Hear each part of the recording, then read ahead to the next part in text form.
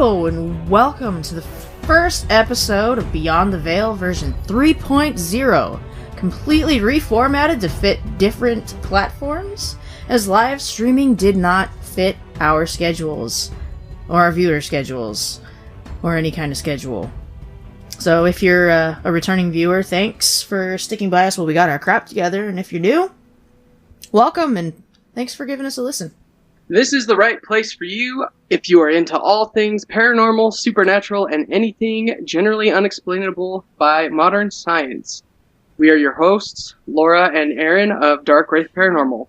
Hi. On today's episode, we will be looking at Bigfoot. But before we do that, Laura is going to do a special segment that we are calling Weird New Jersey. Alright, so New Jersey is a state near and dear to my heart. I followed the person I'm going to marry all the way over there. Craziest decision of my life, but also best.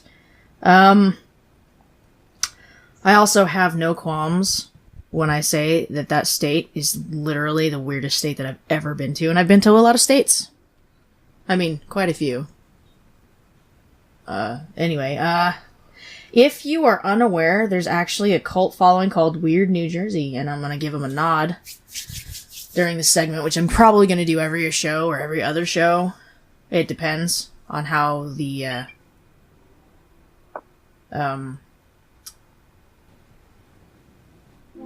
wow. It depends on the, how well it's received. There we go. And, today we're going to talk the very first installment of the Weird New Jersey. We're going to talk about Midgetville. Fun fact. Aaron is in fact afraid of little people. It is true. And it's only because he is so tall. He's about 6'4", and it has nothing to do with, like, them as people. It just has everything to do with how close they are to crotch level, I guess. I don't know, you're gonna have to explain that to people. I can't get into much detail, but I can explain it now if you'd like me to. No, it's alright. I think we should keep them wondering. That's probably a good idea. I know that there's going to be a few listeners at least out there that know the entire story. And, yeah, for sure. They will. They can just live with that. Absolutely. Alright, so, everybody loves little people, except for Aaron. Since Tom Thumb popped up in P.T. Barnum's circus show back in the 1800s, and apparently there's no better place for our beloved itty-bitties than the Garden State. And in New Jersey, there's a mythical, tiny village called Midgetville. It's not very politically correct, is it? Not really, but that's okay. That's what they call it. Yeah. And there's at least 6 different locations that people have visited looking for the fabled tiny town, but most of them turn out to be river and lakeside, like, vacation bungalows that have been converted into small homes. Though some locations have come with suspiciously tiny, scaled down windows and doors, and according to legend, these villages were custom made for the little people who banded together after their retiring from the circus and vaudeville stages. So that kind of gives you a time frame of when these villages were starting to pop up. So, like, Great Depression time. Yeah. Coolest thing is that even the streetlights and, like, the traffic lights are really, like, scaled down to, like, little people size. And this in itself doesn't make it weird unless you're Aaron. And what does make it weird is the fact that people that live there are extremely hostile and angry towards the outsiders. And there's even rumor that once someone finds the Midgetville, there's a high chance that they kill you and wear your skin or something. They kill you and wear your skin. I guess. I don't know. Yeah. It puts the lotion. Yeah. On the Weird New Jersey website, they say that the reason that they aren't kind to the outsiders is because they aren't, in fact, midgets and are really sick of people's shit. So, this is not verbatim, and I'm basically paraphrasing because that's what my brain decided to think of, is these people that are like living in around the lakes and the rivers in New Jersey, and people keep coming in and they're all like, "Ooh, it's Midgetville," and everyone's like, "Will you get the hell out of my little town? I am not a midget, and I'm getting real sick of your crap, man." I have to sneeze. This is bad.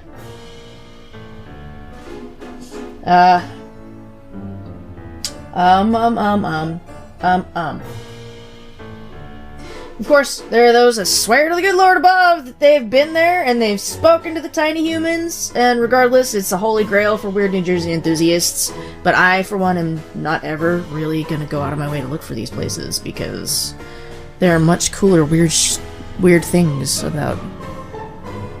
There are much cooler weird things about New Jersey.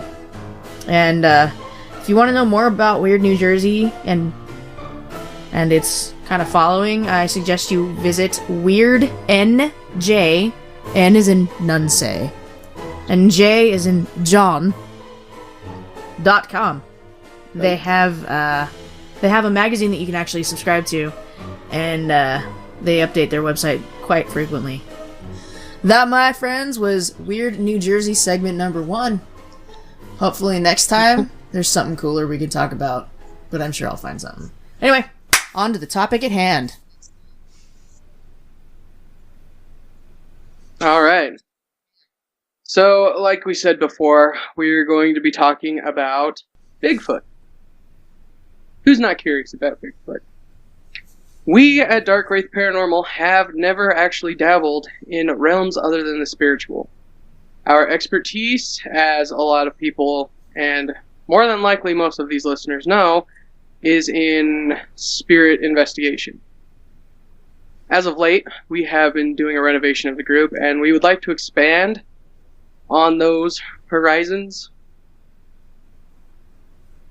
So what better way to do that than by talking about the ever-elusive Bigfoot? Absolutely. Now, why are you so interested in him? Well, there's a lot of different reasons. I saw a documentary not very long ago on Netflix that was, to me, incredibly compelling. And as you watch the documentary, towards the beginning, you're like, oh, this is just a bunch of horse dookie. It doesn't make any sense, this crap is obviously fake. But towards the end of the film, there are a few shots, and I'm talking like, you have to watch like an hour and a half of this film before you really get to the good stuff. And it's honestly like, it's this guy, and he's like completely convoluted, and just, he sounds absolutely batshit. Oh, he does. Absolutely. But the video footage was very compelling to me. Because, you see all these Bigfoot videos, they're not close enough. This guy had incredible zoom, so he could zoom up in there, and you could see the Bigfoots blinking, you could see flies landing on their faces. Just a bunch of stuff like that. And the other reason is it actually freaks me out a bit to think, that there might be an 8-foot primate running around in our forests, and we don't know about it. Which leads us... Which is kind Sorry. of... Yeah. Yeah, no, you're good. I was just, you'd think that we'd have found him by now. Yeah. Considering he's so huge. Yeah. 8 feet. Not really hard to miss something that's 8 feet tall. That's a big boy. But this leads us to a lot of questions. And here's the first question. Where does he live? Sightings of Sasquatch have varied in location, but are normally in wooded and heavily forested areas. From Alaska throughout the Canadian Rockies, down through the Pacific Northwestern states, into Colorado, California, Montana, and other states that have vast forests. Now, there have been sightings in every state, but the most sightings are in these following states. In Washington, as of July of this year, according to a website that we will link in the description below. Washington State had 653 sightings.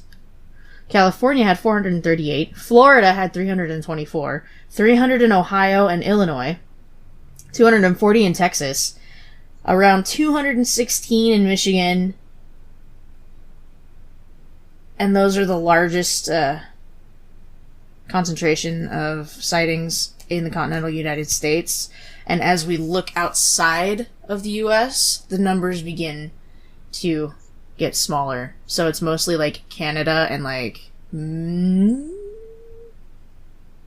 U.S. and Canada. Yep. Basically. All right. Now, I would like to talk about a few things. The first one, and I'm pretty sure this has crossed everybody's mind, it's crossed my mind multiple times. Why does Bigfoot choose wooded areas? In your research that you've done, why does Bigfoot choose wooded areas? So he can hide? So he can hide. Well, think about it. Like, it's heavily wooded, especially like the redwood forests in like California and stuff. Like, they're big, thick, burly trees and like. So, do you think if you walk through the redwood forest, and you look up with a pair of binoculars, you'll see a Bigfoot hanging from a tree 100 feet in the air? Is that a possibility? Do you think they'd be able to climb that high?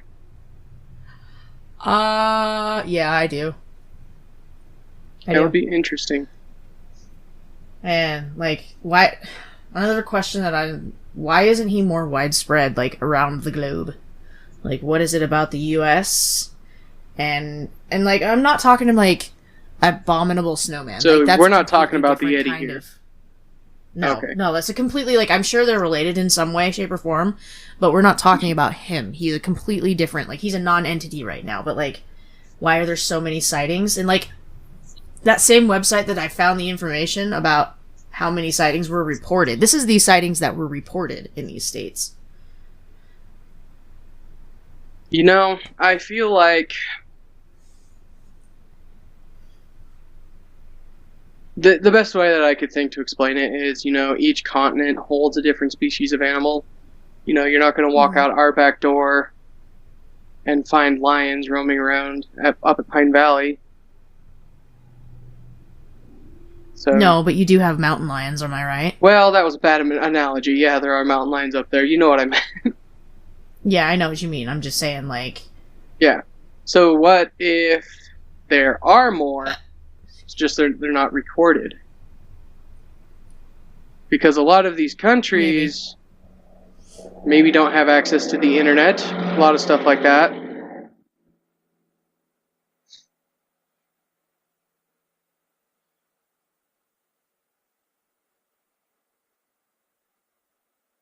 So what I was saying is maybe a lot of the countries don't have access to the internet and stuff like that, so... Or maybe they don't have free access to the internet. Like China, for instance, a lot of their access is blocked or censored. Yeah. I mean, we're kind of getting off topic here, but yeah, you have a point. Maybe they just don't have the proper outlets. Yeah. That is. And then another thing is, like, why are the sightings so sporadic? Like, why such a concentrated area in the Pacific Northwest, and then all of a sudden, Texas! Florida! I'm going to be honest, I've never heard of any sightings in Texas, but I have heard of sightings in Florida.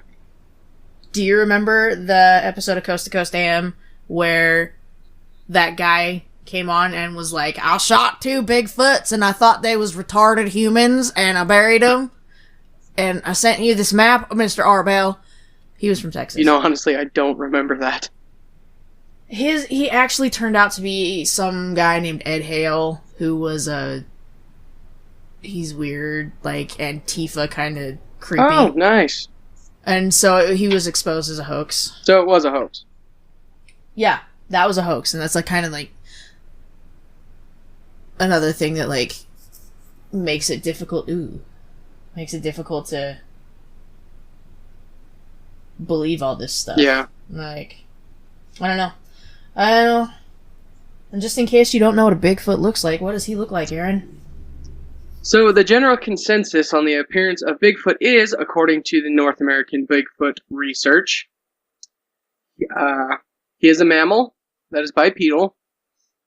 He has a height of, according to them, an adult would be 6 feet to 8 feet tall. He has a weight ranging from 600 to 800 pounds. That's a hefty boy. That is a hefty boy. He also has the speed of 30 to 35 miles per hour.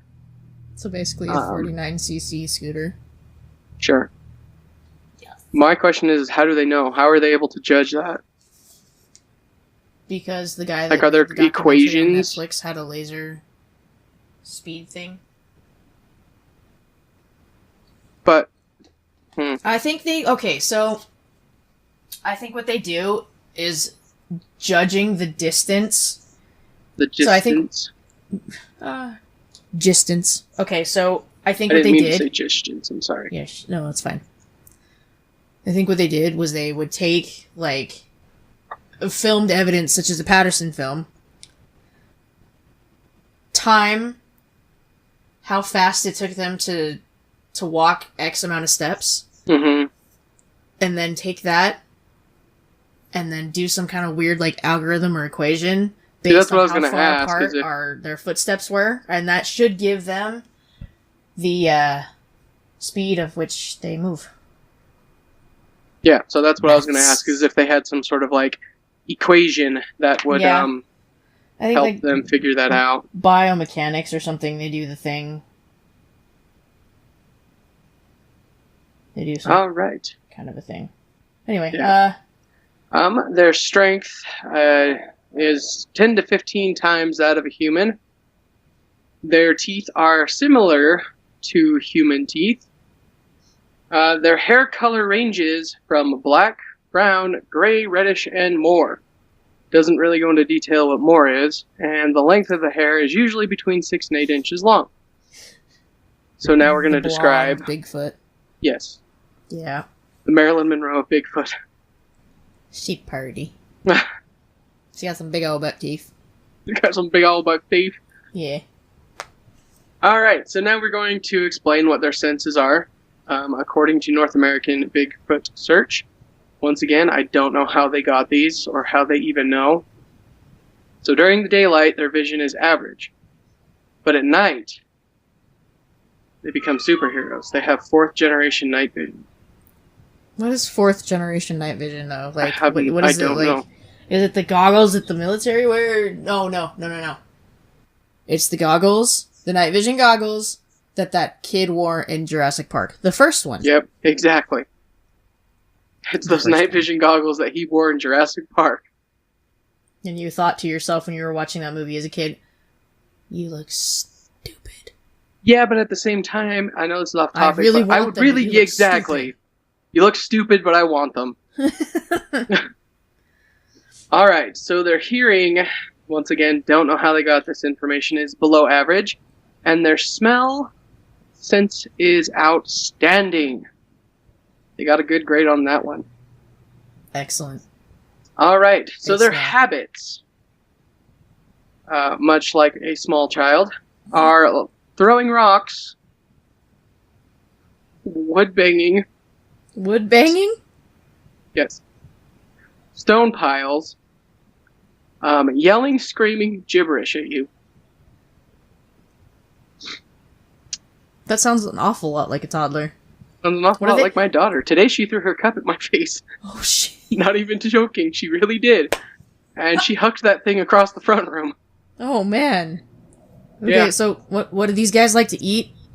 These are considered omnivores, but they like to eat deer, rodents, fruit, different types of blossoms, flowers, garbage, and Nancy.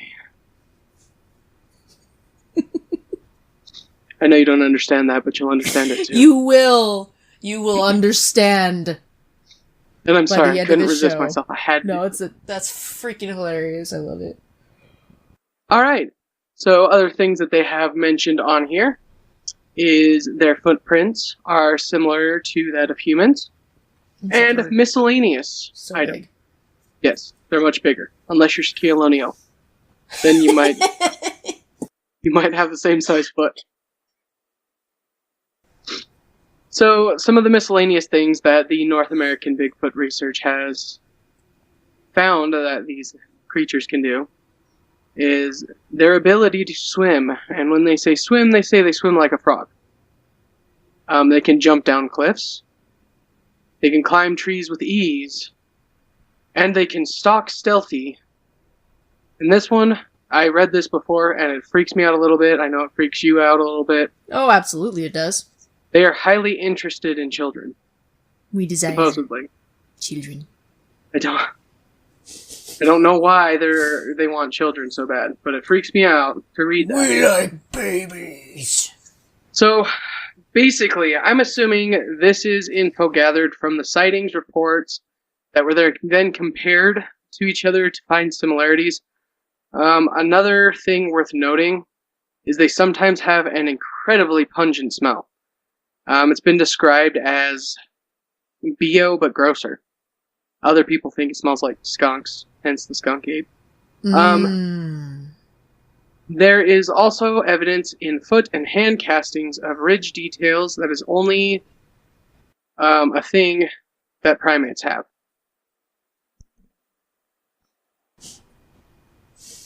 Yeah.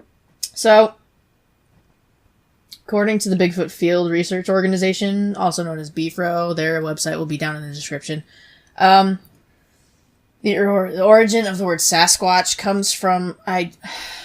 To anybody that is listening to me, let me tell you that I am deeply sorry for any mispronunciation of any word that I might say tonight. Please, bear with me.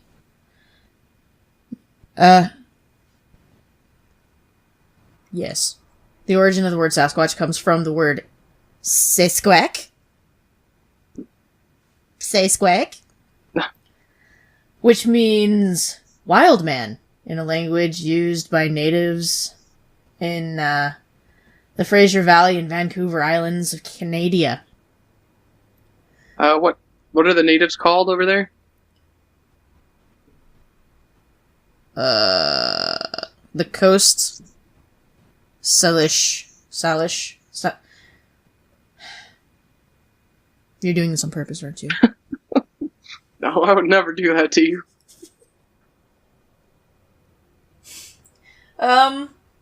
The research that I've done, or that we've done, we found upwards of 60 different names for this creature between the different tribes and nations in continental North America. A lot of them most of the names mean wild man or bushman, and there's others that mean cannibal or cannibal demon.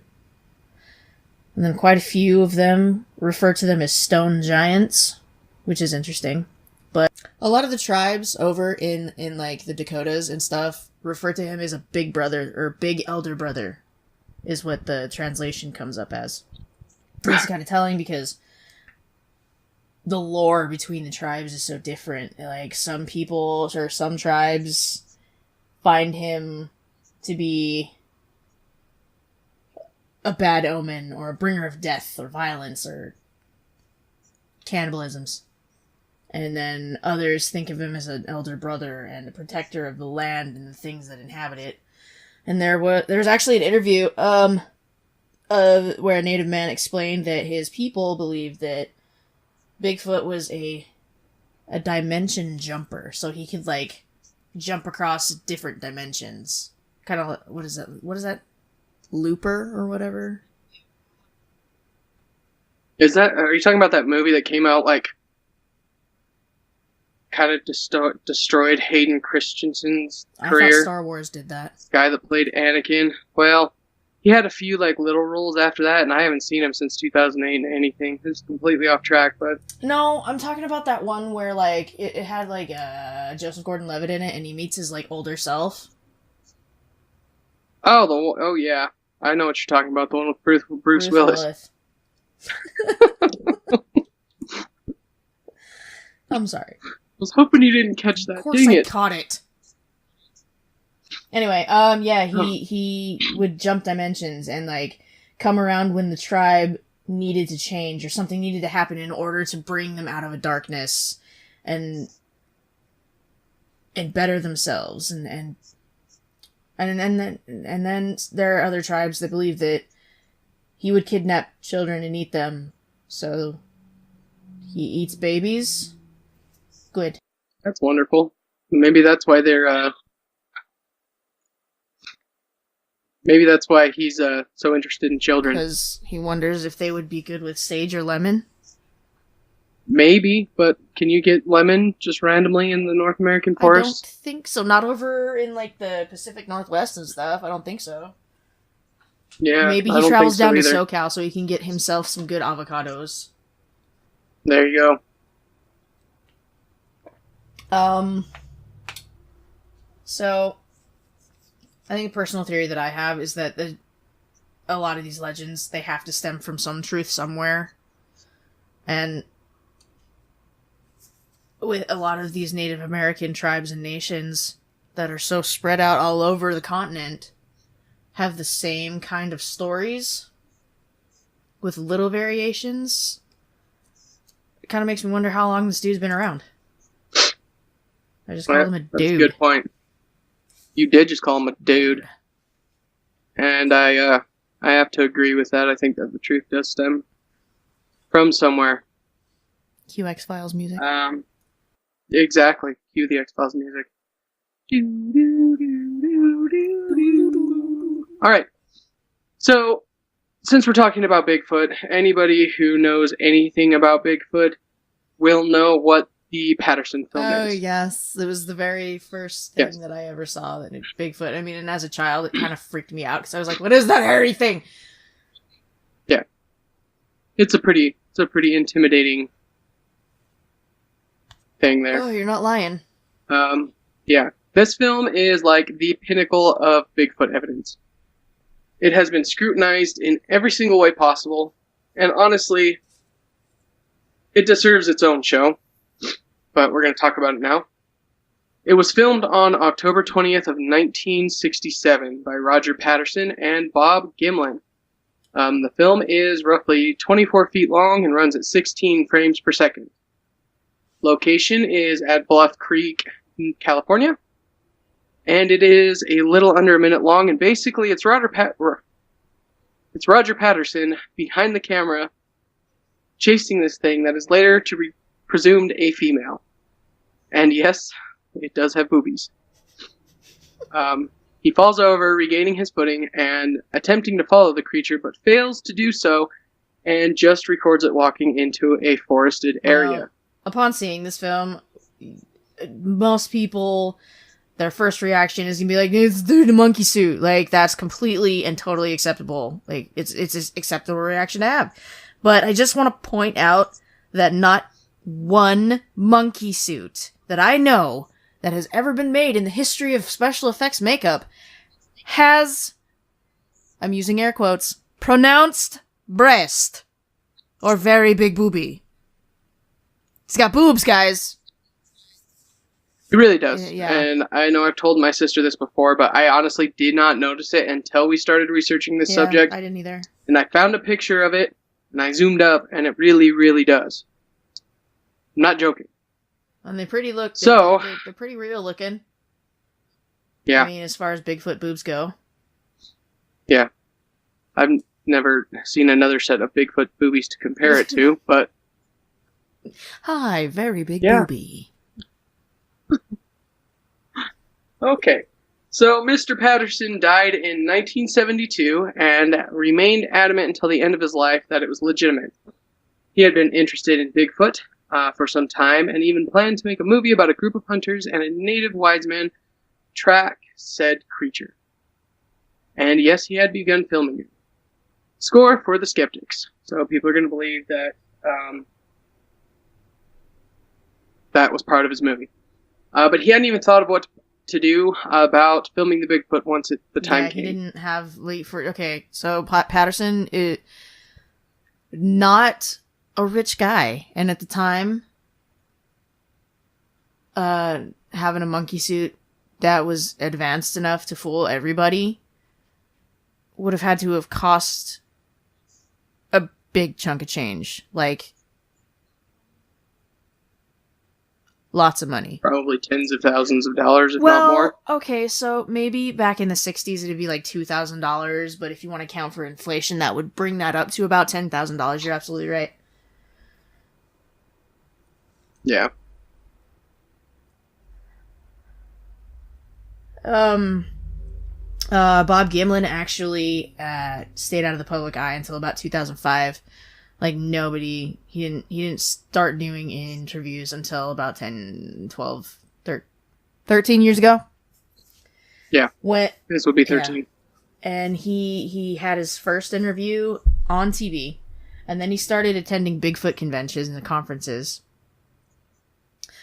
And he said he never thought that Patterson would ever involve him in a hoax, but I think it's kind of worth mentioning that Patterson was very insistent that if they did happen to find one on the day that was filmed, that we do not shoot it. Which I think is kind of like, Yeah. You can't shoot first and ask questions later and then find out you shot a Scooby-Doo monster, you know? Old Man Smithers! But, and he did mention in that interview that Patterson was also, like, right as this thing was walking past and he was trying to follow it, he asked Gimlin to cover him, which meant looking down and aiming his rifle, but not engaging. That's, kind of interesting. Yeah. Alright, so this film has been put through the ringer, as far as being analyzed goes by both sides. A Russian biomechanic, Dmitry Donskoy, studied the film and based his findings. Couldn't say it was a hoax. He concluded that based on the subject's weight and its gait, especially that, it was not human. He said that it would be extremely difficult, if not impossible, for a human to replicate the way this thing walked. A CG expert named Ruben Steinfeld reconstructed the skeletal system and compared it to that of a human and concluded that the dimensions were vastly different. Forensic examiner Jeff Glickman studied the film for 3 years and wrote a 43-page study on it, including measurements and an extremely high weight. He was unable to find evidence of fakery.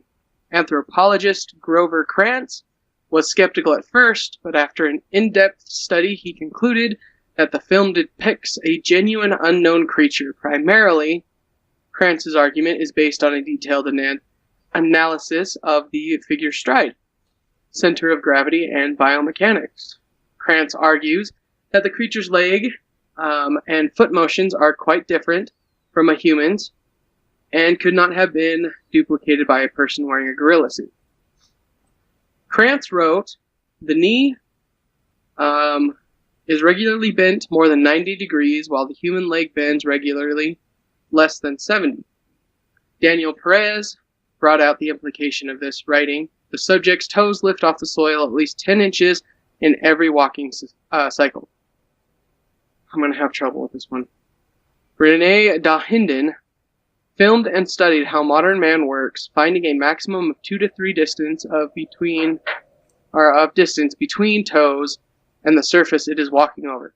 No human has yet replicated this 10-inch high lower leg lift while maintaining the smoothness, posture, and stride length, 41 inches, of this creature. Needless to say, he has changed his mind. Now, I just want to make, everybody aware. 41 inches is almost 4 feet. The length, the distance between each footstep made, was almost 4 freaking feet. Yep. Okay, that's a lot of distance. And it's very difficult for a guy in a gorilla suit, which could be, anywhere from 20 to 50 pounds of gorilla suit, to walk like that and make it look convincing. Yeah, no. I have to agree with that on that one. So it's just, that's a big distance between foot pee?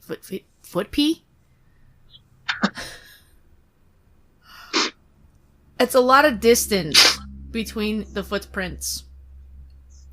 And yes.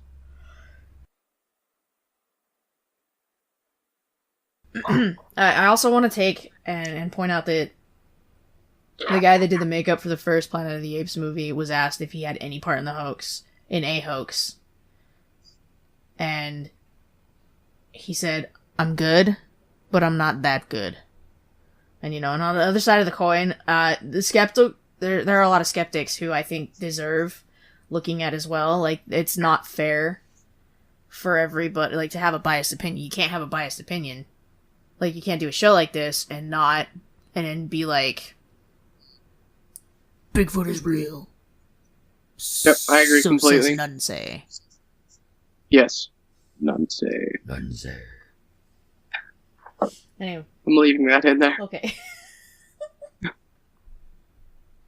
But I think it's important to talk about the skeptic's opinion because they matter too. Even if the people who believe in this stuff think that they're ridiculous and are very closed-minded, which they aren't. According to the stuff that I found on this show, like even the skeptics are like, I'm gonna say it's a fake just on principle alone. But, so a zoologist and the so-called father of cryptozoology, Bernard Heuvelmans.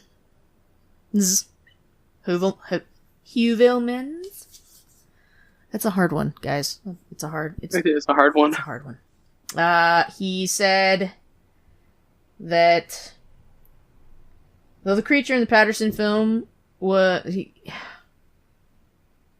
Wow, holy boobs. He said, he thought that the creature in the Patterson film was a suited man.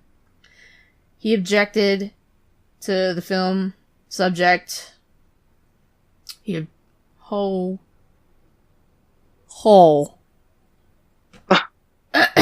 you having some issues here? My brain just stopped. Okay, so here's the deal. Bernard Heuvelman. He's the father of cryptozoology. Cryptozoology! He thought the creature in the Patterson film was a suited human. He objected to the film subject's hair flow pattern, saying it was too uniform, and to the hair on the breasts as not being like a primate's. And that its buttocks was insufficiently separated. So he's judging it because the butt cheeks weren't spread far enough? Yes. But it's an upright walking... Okay, I don't know. Like, it has a bum-bum. No bum-bum. Bum-bum. Like, insufficient separation of the buttocks. And the all-too calm retreat from the pursuing men. Like, if I had a 4-foot foot span... I don't think that I would be too afraid, I wouldn't be afraid of either. Someone following me. I would not. Like, there's absolutely... You could get away pretty dang quick. Yeah. I mean, well, why not talk about his butt too, right? I mean, as long as we're talking about very big boobie. J.W. Grieve, an anatomist, said, the possibility of a very clever hoax cannot be ruled out on the evidence of the film. Now, what he was meaning is that this hinges largely on film speed. He concluded that the possibility of fakery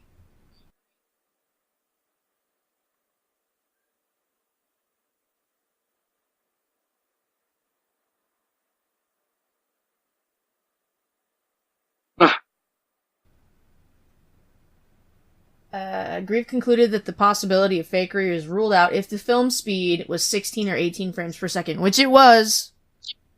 Yep. As we said before, it was filmed at 16 frames per second. In these conditions, a normal human could not duplicate the observed pattern, which would suggest that the Sasquatch must possess a very different locomotor system than that of a human. If filmed at a higher speed, Grieve concluded that the creature walked with a gait pattern very similar to most man walking at high speeds. He stated, "I could see the muscle masses in the appropriate places. If it is a fake, it's a very, very extremely clever one." Like Krantz, Grieve thought that the figure's shoulders were really broad.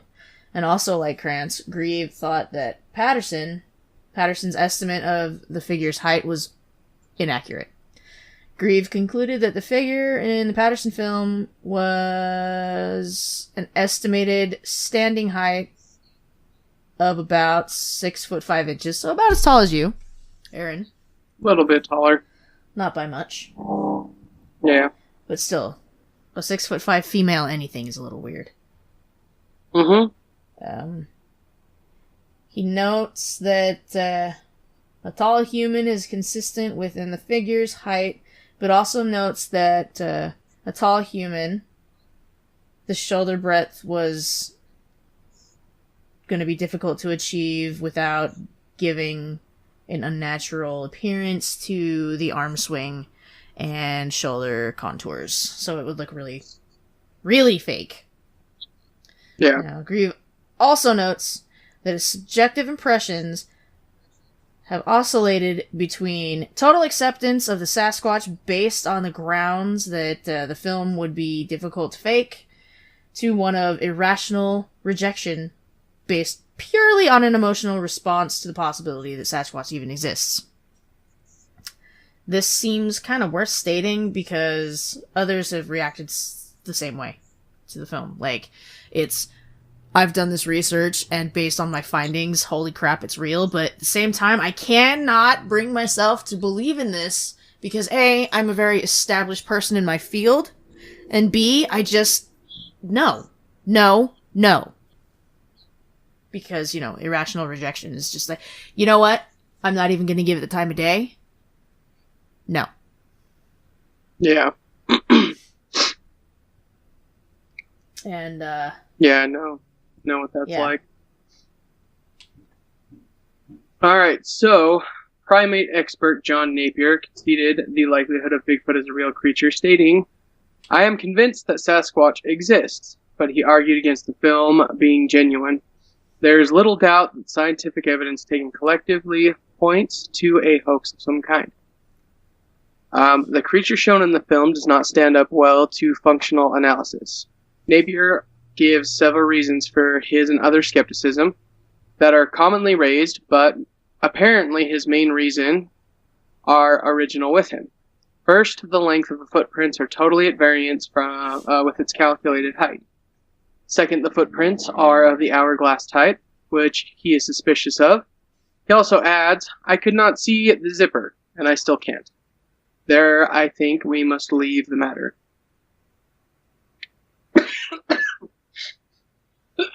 Oh, crap. Alright, here we go. "Perhaps it was a man dressed up in a monkey skin. If so, it was a brilliantly executed hoax, and the unknown perpetrator will take his place with the great hoaxers of the world." So, there's that. Yeah. Also, there's a dude on YouTube who goes by the name of M.K. Davis, who analyzed the film, and he stabilized it, and has put forth some pretty interesting and compelling findings. And if you really feel so inclined to do so, go check him out on YouTube. Just type in M.K. Davis in the search function. You should be able to find him. Yep, go give him a watch. Yeah, give him some love. Alright, so now, as with every subject of the paranormal, there are people, some people I've known, Hold on. I'm not even going to name any names, that the way that we're going to explain this to you is they're freaking idiots. Ah. And we're going to take some time to talk about this. We are going to dedicate some recording time to the folks that have claims so ridiculous that even we have a hard time wrapping our poor virgin brains around it. One in particular comes to mind. Her name is Nancy Hogarth. Yeah, this was an article that came from a website called Bigfoot Tracker back in 2015, and I remember specifically listening to Para X Radio. And I was working graveyards at the gas station, and I was in the cooler listening to this, and I remember how how hard of a time that the DJs had reading this article. Is that the one with Dave Schrader, by any chance? No, I can't remember what his name is, but he's friends with Josh Gates and stuff. I don't know who it is. Dang it. Yeah. I would have loved to listen to that. But, and it's just, honestly, it's the only jelly I put in my belly right now. Reading this article just makes me so happy, because I know now, without a shadow of a doubt, that I am definitely not as weird as people think I am. This is true. So, she told Bigfoot Tracker, you said it was a website? Yeah. She told Bigfoot Tracker that she and the infamous Bigfoot, and I'm just going to prepare you for this, get ready, have been in a sexual relationship since 2008 and are trying to start a family. She claims that Bigfoot lives in Mason County, Washington, and that she first encountered the beast while tending to her marijuana grow. Oh, okay, I'm sorry, ladies and gentlemen. What you are about to hear is both adulty and cringy in context. So, some discretion is advised, and if you're easily offended, I'm sorry. Yeah, you might want to skip past this. I think you might have come to the wrong place tonight. Yes. This came from Nancy Hogarth herself. Bigfoot was standing there eating all the buds off my plants. At first, I wanted to run because he's very scary, but I thought he might eat all my marijuana plants, and that's how I used to make a living. I pointed my shotgun at him, and he put his hands up, scared. Oh, I can totally see him just be like, nom, nom, nom, nom, nom, nom, nom. Mind you of Harry and the Hendersons? Yes. Now, that's when I looked down and noticed a huge erection between his legs. So is I'm sorry. Is marijuana like Viagra for Bigfoot? It might be. Right. Anyway, I just saw it between his legs, and I hadn't gotten any in a while, and well, from there it somehow turned into an adult movie. I don't know if he started it or if I started it, but he did me from behind, and it was real nice. It felt great. Hogarth said that the relationship blossomed from just sex partners into a deep love. He's just so sweet and caring, Hogarth said. He brings me flowers and mushrooms, holds me while we stargaze. The only downside is that he don't speak English. He don't? Well, Nancy, no. You aren't that great at it either. I have taught him how to say my name, but it's kind of garbled, and he mispronounces it Nunce. Nunce. And now you get the joke. Yep. And there's the punchline. What kind of mushrooms does he bring this woman? I have no idea. The one that you apparently snuggle up with Bigfoot and you go stargazing with. Look at stargazing. Look, it's the moon. That was dumb. No. The kind of mushrooms that give you a manslaughter charge. That's the kind of mushroom that she gets from Bigfoot. Alright. So Hogarth said they are trying for a baby, with no luck this far. But she is confident it will happen, even though she is 52. She also said, once I'm pregnant, Bigfoot, or John as I call him, John. And I are going to settle down and live a quiet, domesticated life in my house. He loves living in the forest, but I'm sick of that long-distance relationship. I have to commute for 3 hours to be with my man.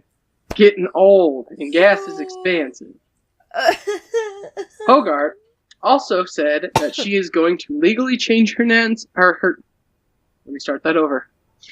Hogarth also said she is going to legally change her last name to Nancy Bigfoot. Well, then you should change your frickin' first name to Nunsay. Nunsay. Of course, the big question, will she reveal Bigfoot to the public? Will humanity finally have living proof the mythological creature is real?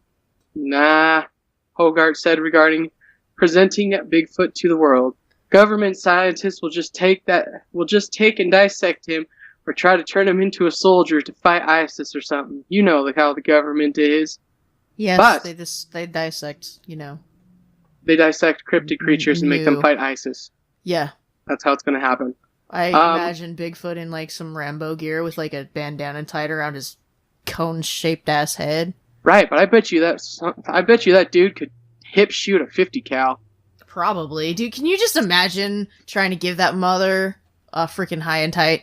Oh, my Lanta. He would look so silly. I know! I'm trying to get that image out of my head now. It's not going. Nope. She did say... What?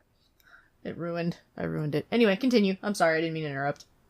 She did say she will sell pictures and samples of Bigfoot's fur through a website she plans to set up. Now, the question is did she ever set that up? I don't think so. She also said, Now the marijuana...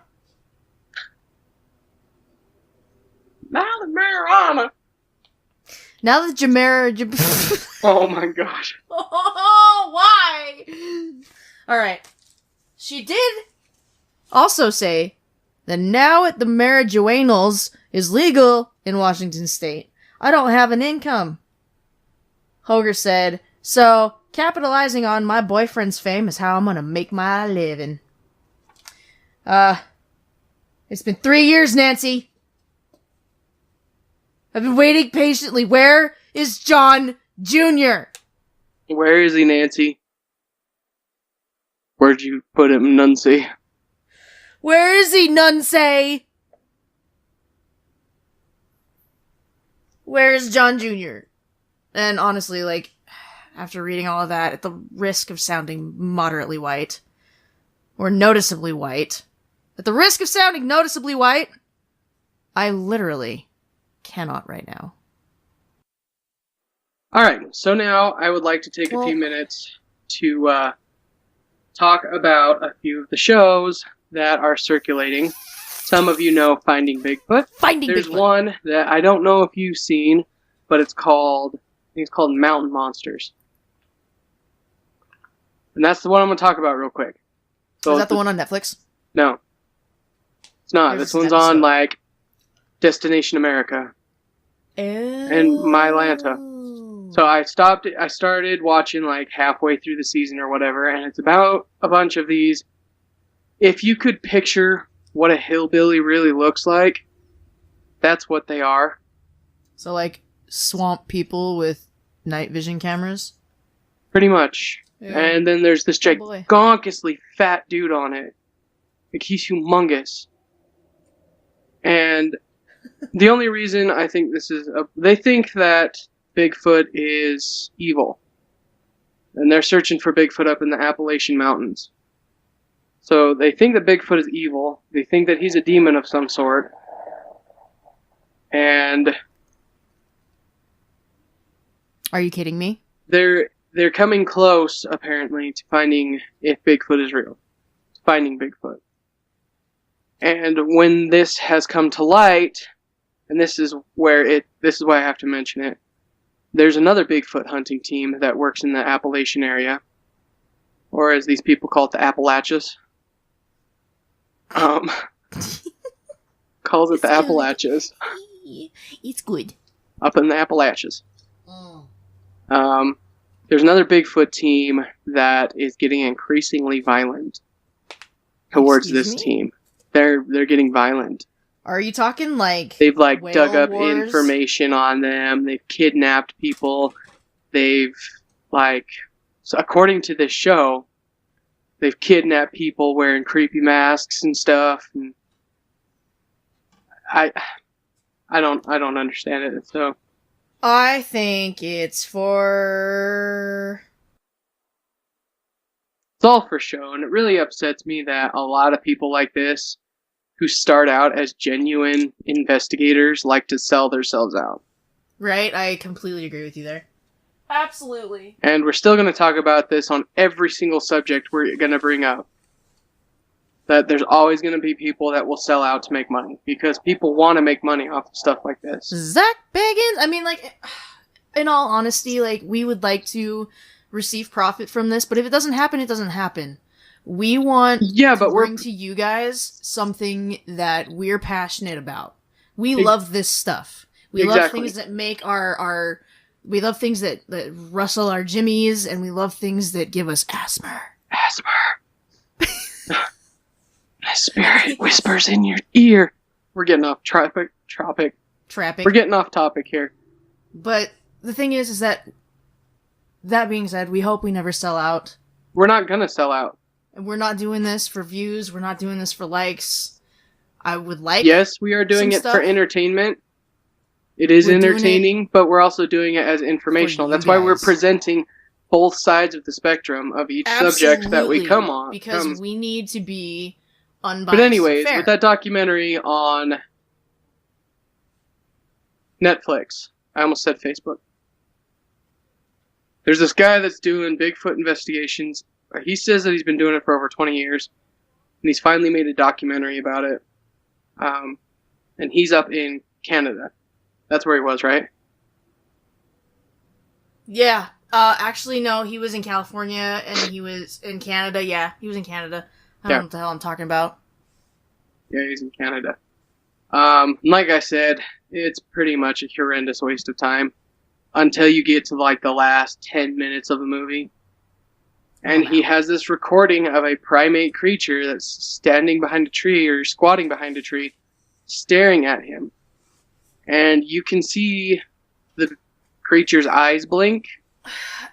That's the only piece of evidence in that movie that I find remotely convincing. Yeah, I mean, and, like, they can test their strength by, like, because they find, like, when I'm gonna go back to, like, the infographic sheet that talk about their characteristic traits and their physical appearance and stuff. Like, so I think that they test out the amount of strength exhibited by snapped saplings, because they can easily... snapping? Yeah, the tree snapping. Because those trees are a good 6 inches in diameter. Yeah, I know that the ones that they saw in the documentary were anywhere between 2 and, like, 6 inches.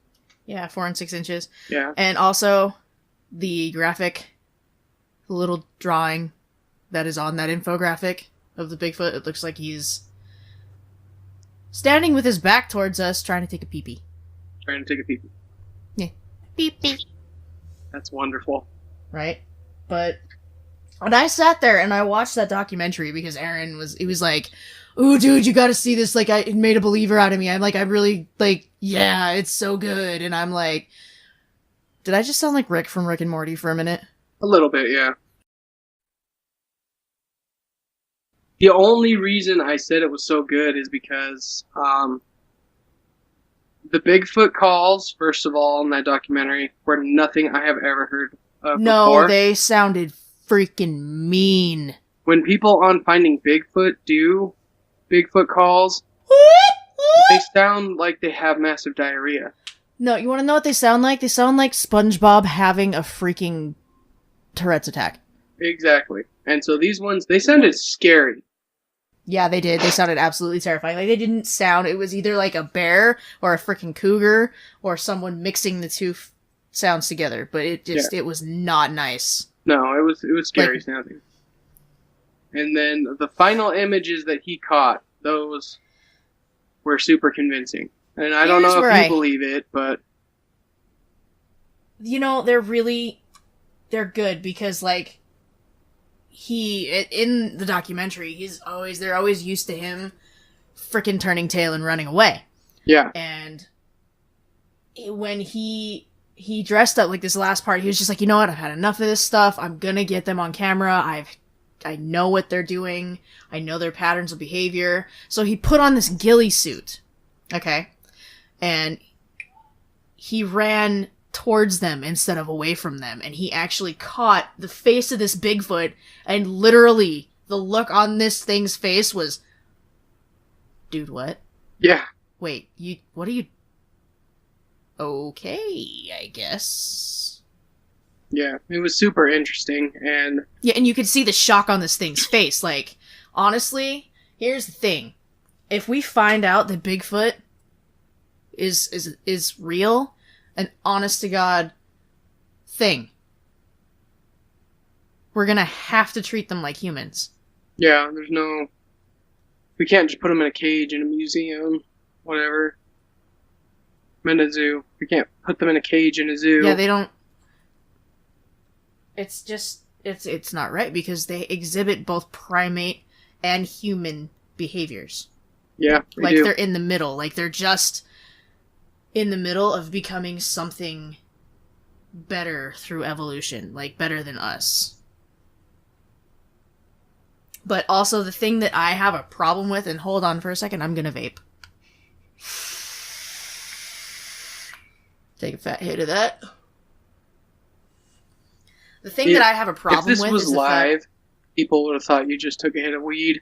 Oh my gosh. I don't do that stuff. That's awful. Well, we're not going to add any of this in there anyways, but you can continue now. Yeah. So the thing that I have the problem with here is the fact that he's all like, oh, it's my last ditch effort. I'm running out of batteries and I need to get this thing. Like, why couldn't he have just taken the camera that was on the freaking tripod that was recording him and get better shots? That is a very good point. That really just, it bothers me. Yeah, I can see how that bothers you. And like, even though it was a good shot of the face, it wasn't the whole face. It was like the right eye and the cheek. No, it was and both maybe, of like, its the corner eyes. of the It was mouth. from, like, was it both of its eyes? Yeah, it was like from the forehead down to the bottom of the nose. And so it looked a lot like a gorilla, in my opinion. Yeah, that's another thing that kind of bothered me, is that it looked... So if that's true, very then much that's an like... awesome capture, but if it's not true, did he really just go to a freaking zoo and videotape a gorilla? Yeah. And I think people who know which gorillas are in captivity could probably look at the face of that whatever that was and tell you right now, that's Coco, or that's, God forgive me, Harambe. Well, God forgive you for both of them, because they're both dead. Coco's dead? Yeah, Coco died, dude. What the hell? You didn't know that? No! Oh yeah, Coco died. I bet she's up there in heaven pinching Robin Williams' nipples. Probably. We're having a laughter Gay old time. right now. I was gonna say that, but it ended up coming out with laughter. We're just gonna have a laughter. We're gonna have a laughter! But I don't know, like, it's just, like... And he just... I think that the experts that he took out into the field with him were just kind of, like, placating him and just being like, okay, buddy, that's good for you, buddy. Yeah. You know what I mean? Because he's like, look at this broken stick!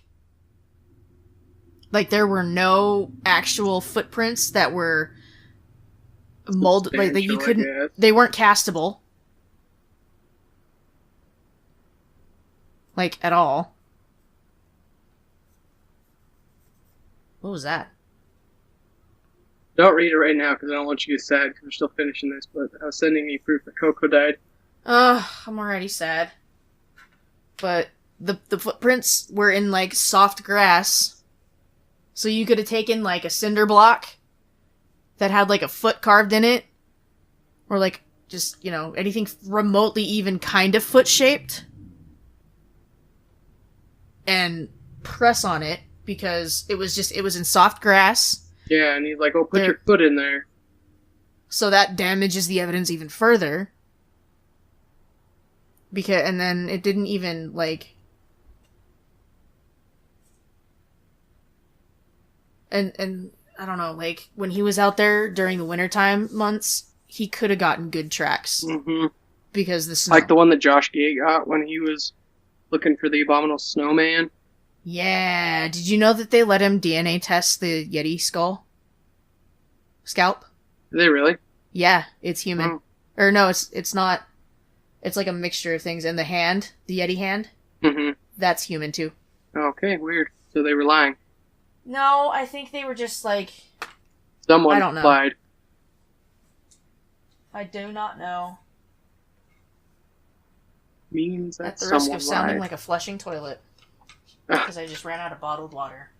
Oh, Sorry, you guys. did? But we don't need to put that in there. Okay, but yeah, like, that just... Like, it bothers me that all his evidence was very arbitrary and, like, very circumstantial. There was not enough good physical evidence.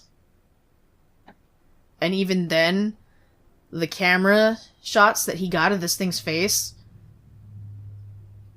still kind of dodgy. Yeah. And he just sounded crazy. He did sound crazy, but I think after 20 years of trying to prove something to people That don't believe you. alone in the wilderness looking for these creatures, I think it might do that to you. Yeah, probably. Let's talk about finding your- freaking Bigfoot. That would be your subject. I can't stand that show. So now we're going Alright. to talk about Finding Bigfoot. Yeah, let's talk about that show, show. Finding Bigfoot. You Now, know, is we're that gonna one go on squatching. Yeah, is that one on Animal Planet? Fuck you, Andre. Yeah, it is. Okay. With that Andre the Giant looking dumbass. Honestly, I can say I don't think I've ever watched the show. You used to watch it with me all the time, like when it very first started, like the first and second season. That was years ago then. That was a like long time ago, years and ago. I remember, like, we used to make fun of it. Yeah. Well, Because it's stupid. What's the dude's name? I don't Bobo? remember. Bobo? Like Bobo or something like that? Yeah, and he's like, we're gonna go squatching. I definitely found a squatch. And I'm like... Yeah, I don't understand him. He looks like he just, like, rolled out of bed. Yeah, he's a freaking hot mess, man. And then he wears those gross-ass hats that, like... Yeah. Really, But- guy? Yeah, for the mountain monsters thing that I was talking about, just take Uh-huh. Bobo and make him look dirty, and that's what you got. And Holy less teeth. crap! I'm dead serious. Oh, it's amazing. It's disgusting. Right. Alright, so about Finding Bigfoot. Why can you not stand that show? It's just... There's too much, like... It's okay, so I compare it to this. Watching a gamer stream his gameplay with a face cam. Okay? Okay. You know what I mean? So, like, Yeah. you're watching their face and their reactions to whatever's happening with them. You don't know if whatever they're doing is fake or not, because there's a lot of Twitch streamers that actually fake their content. Or Do they steal really? it from other... Yeah. And Oh you my can tell goodness. because their controllers aren't synced up to the movements. Oh, okay. Now, I don't have enough patience to go and watch Twitch thoughts, but... Oh, me neither. I've tried to watch it once, and I was just like, screw that. Nope! But, like, they wear these chest-mounted face cams. And you can see them walking around in the darkness, walking around with infrared, and so all you can see is their scared-ass face, and, like, somebody, like, a mouse farts in the distance, and they're like, "Huh! What was that? So it's We gotta get out of here!" like a lot of these paranormal shows where And then there's this freaking short, bearded cuck that... did you just call him a cuck? I did. What is a cuck? I don't think we have time to explain that, sorry. Yeah, no.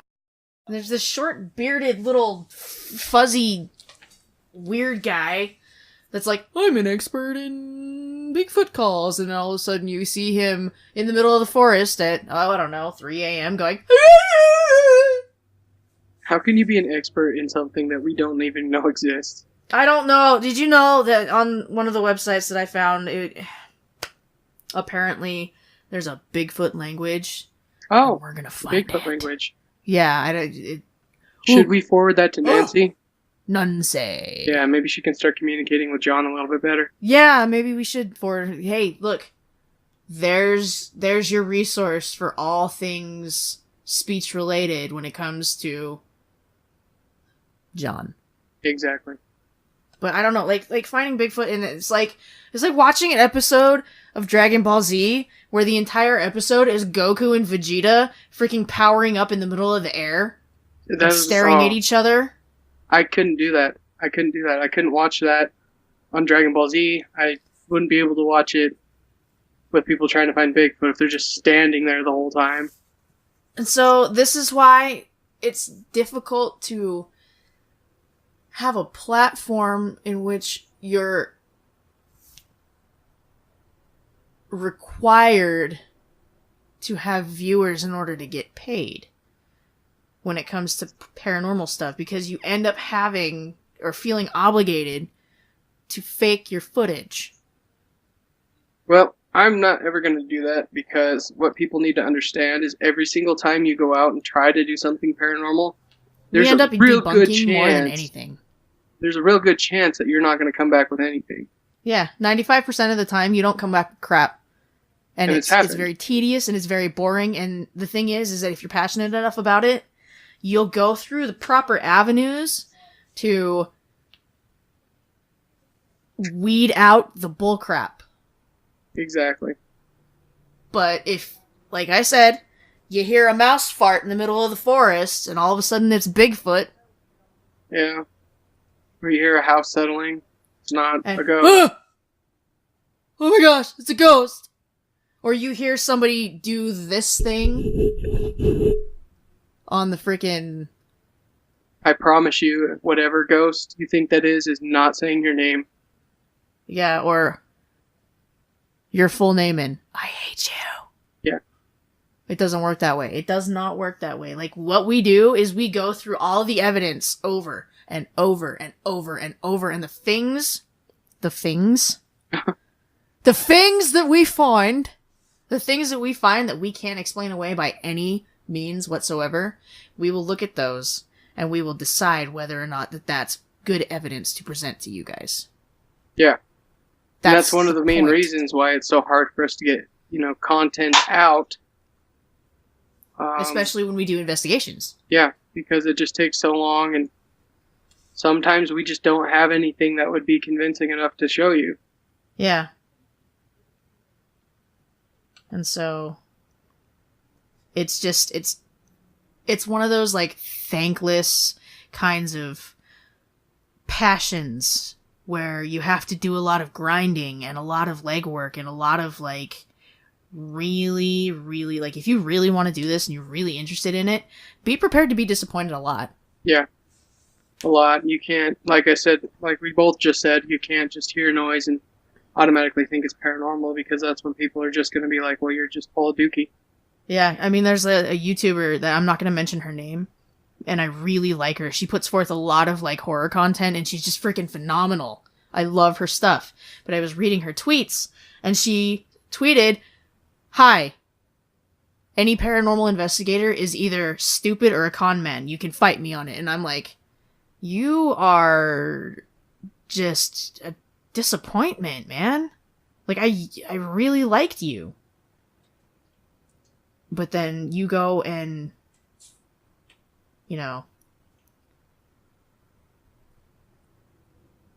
doubt my intelligence? And I mean, She could be talking about those that are on mainstream television platforms, like, I don't know, Ghost Adventures.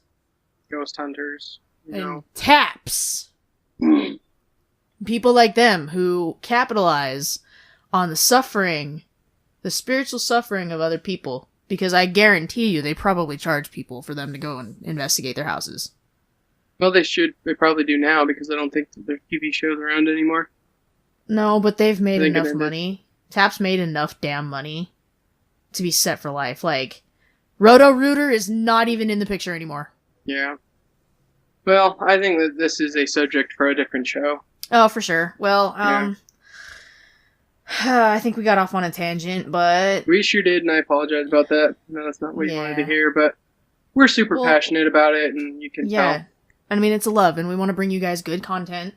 And I promise this is a little rough around the edges right now, but we will get better as we go along. This is our first go around at actual scripted content. So if it sounds like we're reading, I'm really sorry. Yeah, we read a lot of it. I mean, To be honest, you need to. yeah, So you because don't we lose. tried the non-scripted ad-lib, do whatever you want thing in the past, and we both sounded absolutely retarded. Yeah. But, I think Sure we're out did. of time. Yeah. Yeah, we're out of time. But, if you liked what you heard, go ahead and spank that like button. Or, yeah. Spank the thumbs up button. Spank it. Spank it good. Subscribe to our channel on the YouTube. And be a part of our notification squad by clicking the bell next to the subscribe button. Go ahead and dislike it if you disliked it, and tell us what we can do to be better. Tell us in the comments section. No trolls, but we are open to constructive criticism, and we do want to put forth good content for you guys, because we love you guys. Because, like, if it weren't for you, there wouldn't be a reason to do this show. So, thank you. All the sources that we use in the research phase of this podcast is in the description below us. Check them out. Give them some love. And a special thanks to Margaret Goodluck on r/Bigfoot on Reddit for some awesome resources for my Native American culture section. All right, so be sure to find our Facebook pages, Dark Wraith Paranormal, and as it's called right now, Into the Darkness Radio. Yeah. I'm trying to change it, but We have to Facebook is wait. being kind of stubborn about it. The links will also be down below for that. And lastly, we have a subreddit. So if you like to peruse Reddit, look for us. The link will be in the description also. As always, thank you so much for joining us. Stay tuned every Friday for a new episode. This is Aaron and Laura, and thank you for letting us take you beyond the veil.